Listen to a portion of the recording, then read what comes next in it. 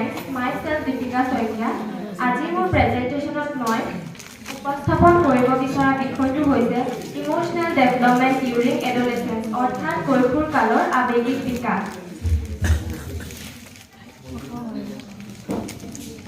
এতিয়া কৈশোৰ কালৰ আৱেগিক বিকাশৰ বিষয়ে আমি আলোচনা কৰাৰ আগতে আমি জানিব লাগিব যে কৈশোৰ কালটো কি। কৈশোৰ কাল হৈছে এক বিশেষ সময়ছোৱা। এই সময়ছোৱাৰ কিশোৰ কিশোৰীৰ বিভিন্ন ধৰণৰ শাৰীৰিক মানসিক আৱেগিক বিভিন্ন ধৰণৰ বিকাশ হোৱা দেখা যায়।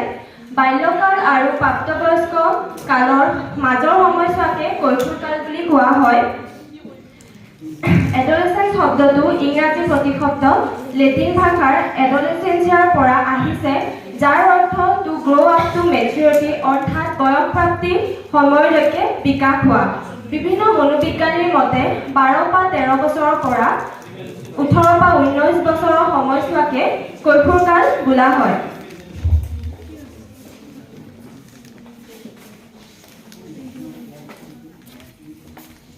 বিভিন্ন মনোবিদে বিভিন্ন ডেফিনেশ্যন বা মন্তব্য আগবঢ়াইছে। তাৰে ভিতৰত মই দুটা সংজ্ঞা দাঙি ধৰিছোঁ। এটি জাৰ্চিডৰ মতে কৈশোৰ কাল হৈছে এনে এক বয়স যাৰ যোগেদি ল'ৰা ছোৱালীয়ে বাল্যকালৰ পৰা প্ৰাপ্তবয়স্ক কাললৈ মানসিক আৱেগিক সামাজিক আৰু শাৰীৰিকভাৱে গতি কৰে।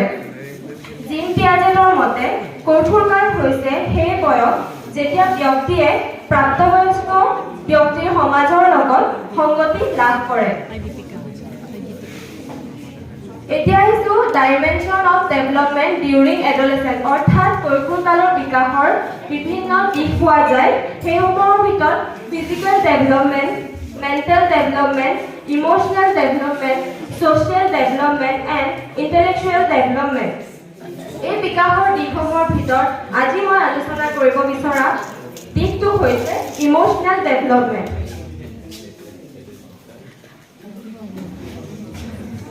ইমোশনাল ডেভেলপমেন্ট অৰ্থাৎ ইমোশন শব্দটো ইংৰাজী ইম'ভেৰৰ পৰা আহিছে, যাৰ অৰ্থ টু এক্সাইট অৰ টু এজিটেট অৰ্থাৎ হিলোৰিত হোৱা বা আন্দোলিত কৰা।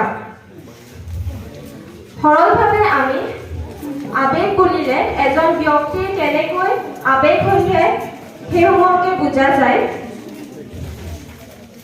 এজন সুস্থভাৱে আৱেগিকভাৱে যদি এজন ব্যক্তি স্থিৰ হয় তেতিয়াহ'লে তেওঁৰ